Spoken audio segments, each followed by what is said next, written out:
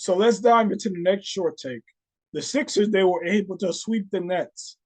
Now, who did not expect for that to happen? I didn't expect for that to happen. I thought that the Sixers were end up going to be pushed by the Nets to be going for the victory in 6 games. I thought it was going to go 6 games, but I was proven wrong. Joel Embiid, he did show up for the first 3 games, especially defensively in the third game. But as far as offensively in the third game, he wasn't really that good. But we all know about this team.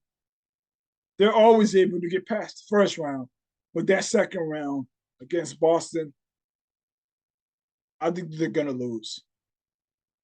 And after this happens, I don't want to hear anything more about the process with Joel Embiid. The process is over. Okay? The process is no longer loading. The process is done. Finito. Joel Embiid, he has to be packed up, not traded, but somebody has to slander the mess out of him. Okay? Because he's going to get the MVP. And it looks bad if he ends up losing to the Celtics. Okay? Now, I can understand if the Celtics go to the finals and they dominate the Sixers in the second round. You know, maybe in a 4-game sweep or a gentleman's sweep or something like that. I can understand that. But Joel Embiid, he has to play his best basketball. No excuses. I don't want to hear anything about injuries. I don't want to hear. I don't want to hear anything about that. Okay, this is your time. Like I said previously, when it came to everybody's legacies at stake, Joel Embiid's legacy is on the line. It really is.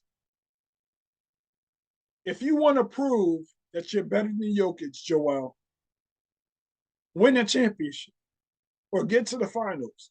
Do something that Jokic hasn't done. Okay? Jokic, he's been to a conference finals. At least. Joel, you haven't. So to me, this is going to be a very huge series for the Sixers. All right. And we already know about James Harden. We can't count on him. But I am expecting for Tyrese Maxey to show up and Melton to show up and Tobias Harris to do his best. As far as the coach and Doc Rivers, listen, we get the same thing from Doc Rivers every year. Him choking. And him not being able to make the proper adjustments to help his team to win. So I'm expecting for Doc Rivers to do the same. Nothing changes with Doc Rivers. We've seen him choke up 3-1s 3 times in his career and 3-2 as well. And for some reason, people, they have him as a top 15 head coach of all time when he shouldn't be. Okay?